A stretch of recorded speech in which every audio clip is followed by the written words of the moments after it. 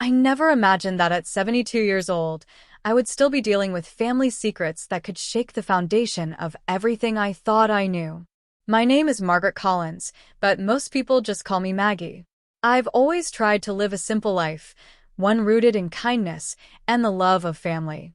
For decades, I was a teacher in a small town in Ohio, and raising my children was the greatest joy I ever knew. But nothing, absolutely nothing, prepared me for the moment when my grandson, Ethan, came into my room late one night and whispered something that changed everything. That night began like any other.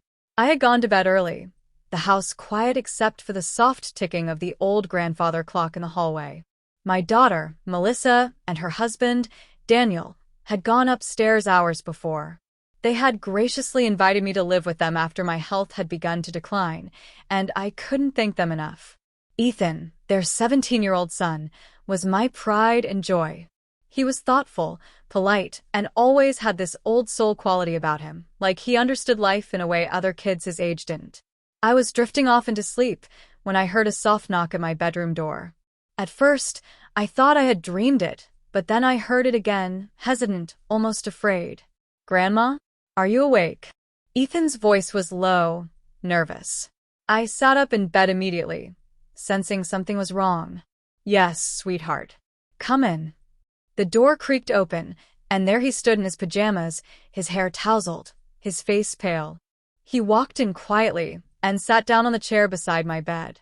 He didn't look me in the eye at first, which immediately told me this wasn't just a casual late-night talk. Something was weighing on him. "Ethan, what's the matter? Did you have a nightmare?" I asked gently. He shook his head. "No, Grandma. It's not that. I don't know who else to talk to." My heart ached for him in that moment. I knew what it felt like to carry secrets too heavy for your own shoulders. "You can tell me anything," I said softly, placing my wrinkled hand over his. He finally looked up at me, his blue eyes filled with fear. "Grandma, I found out something about Mom and Dad, and I don't know what to do." Those words sent a shiver down my spine. I had always believed Melissa and Daniel had a strong marriage. They had been together for over 20 years, raising Ethan with love and stability.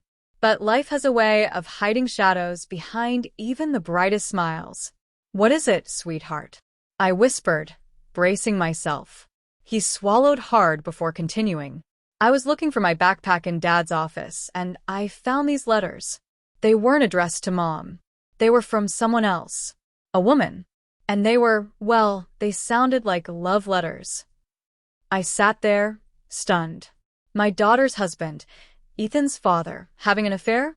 The thought pierced me with both anger and sorrow. But before I could react, Ethan added, "That's not all. I also found something else.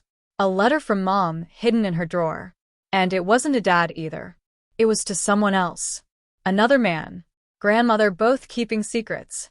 I was speechless. For a long moment, the only sound in the room was the steady ticking of the clock. I couldn't believe what I was hearing. My daughter and her husband, the couple everyone admired, living in what now seemed like a house of lies. Ethan's eyes brimmed with tears. "I don't know what to do, Grandma. I feel like if I say anything, I'll ruin our family. But if I stay quiet, I'll be lying too." I pulled him into a hug, holding him tightly as though my embrace could shield him from the storm brewing around us. "Oh, Ethan," I whispered, "sometimes the truth comes to us whether we want it or not. And sometimes it's the younger generation who sees what the older ones try to hide." That night, I couldn't sleep. My mind kept racing through memories of Melissa and Daniel, the holidays we shared, the laughter, the way they looked at each other during family dinners. Had it all been a facade? Or had something changed over the years that none of us noticed? The days that followed were heavy with unspoken tension. Ethan avoided his parents, keeping his head down at meals. I could see Melissa distracted, often on her phone or stepping outside to take a call.